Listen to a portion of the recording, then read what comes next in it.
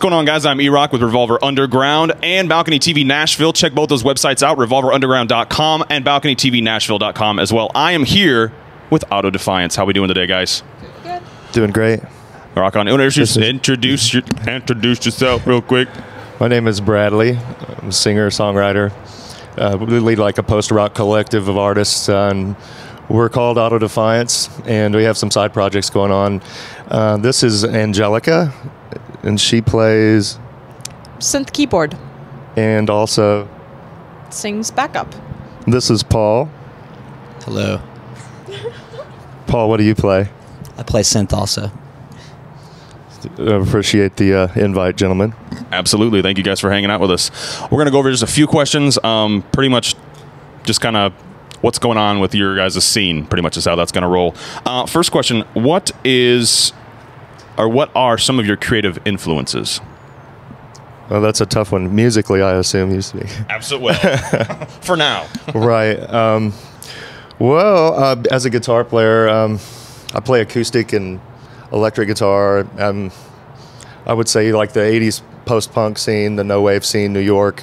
It's a lot of noise, a lot of theatrical stuff. So that's kind of where I identify as an artist. And Nashville's been great because there's so many diverse, various scenes that you can kind of meet and get involved with. I think too that's one of the things that people don't really understand about Nashville is that they just think it's country. Everything is this country here, and I think that a lot of it is, but there's still a lot of stuff here. You can go out on any given night and see pretty much whatever kind of music you want to see. Absolutely. I mean, it's just that cool. So just so you know, it's not the country thing everybody thinks it is. It's definitely changed a lot in the last 5 to 10 years. Absolutely. How do you prepare for a show? Depending on the venue, that's the big thing, and that's Nashville's actually kind of bred us as artists to be flexible as far as the lineup.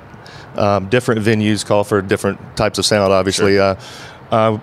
With the plethora of great talent and musicians here, we've met a lot of string players, had a lot of cellists on the early recordings and on the album. So we've been able to meet violists, cellists, and play as a string ensemble, as an acoustic duo, trio, smaller venues, little dark and intimate venues, Options. as well as 5-piece full-on indie rock bands. So it's nice to be able to kind of morph and choose how we want to sound. Yeah, that's pretty cool. That's really cool. Is there a certain thought or ritual that you guys do to get prepared for a show? Is there something that this is something you have to do, or is it just you get up there and you just do your thing? Usually 2-for-1s work for us. Nice, nice. That's good.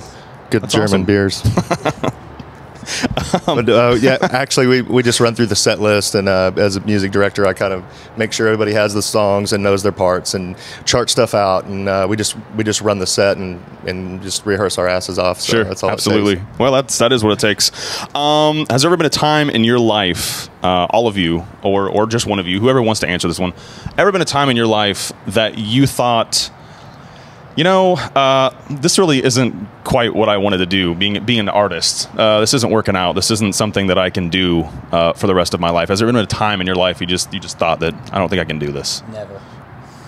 Not Never. one time. Never. That is awesome. Not for me either.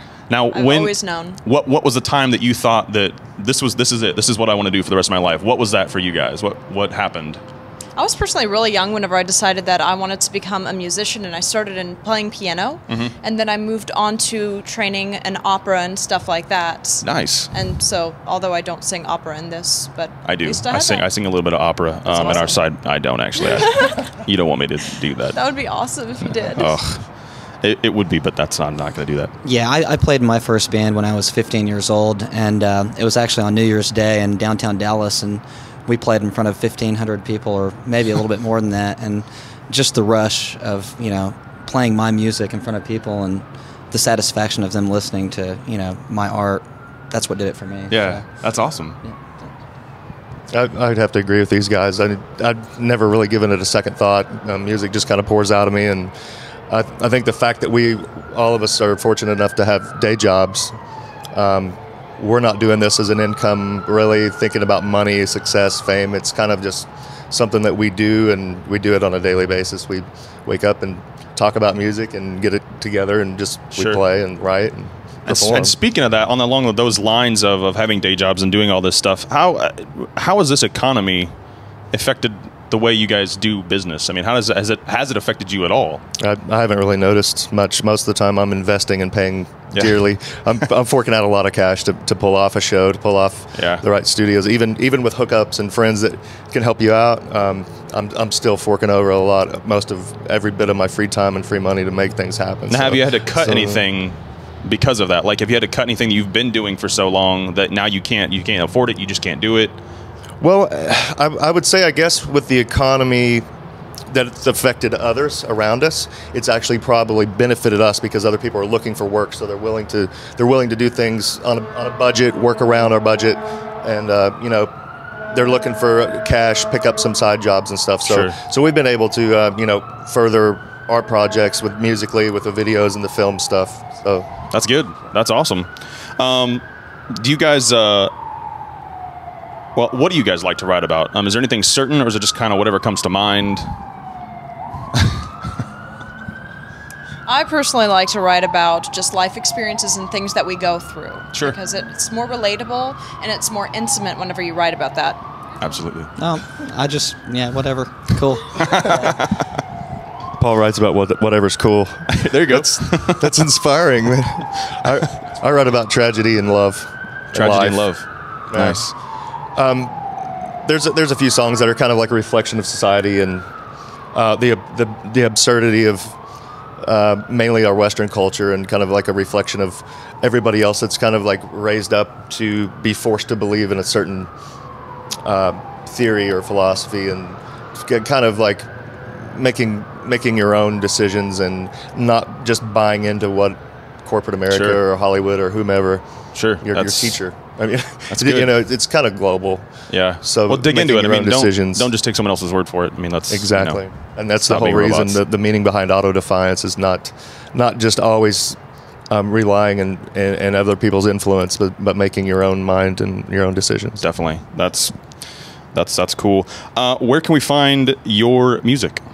Autodefiance.com. We also have a Reverb Nation page. We'd like that a lot. It's Reverb Nation Auto Defiance. So, nice, very cool. So it's pretty simple, cut and dry, and we'll have some material that you can actually purchase right now. We're releasing an EP, a new single. What's the title of that? Damiana's Winter. Cool. It's a new single like that's a prelude to the full-length debut album, which will be hopefully by Christmas.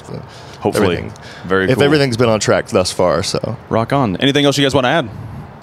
Well, we're doing some art films that are also matched to the show. So that's been about a year in progress now, with a lot of independent filmmakers, a lot of dreamy, ambient, experimental stuff that's slowly but surely being locked to each song to kind of tell the story. So it's a lot of fun to have that projected on stage in a big way. Yeah, that's really cool. So it's kind of like art rock, but a lot of people don't even understand that phrase. But but it's still cool. We're there. We're getting there. That's awesome. Work in progress. Guys, check out Auto Defiance, and also check out BalconyTVNashville.com, RevolverUnderground.com as well. Thank you guys for hanging out with us. Thank you guys for hanging out with us. We do appreciate Auto Defiance, guys. Peace. I'm EROCK.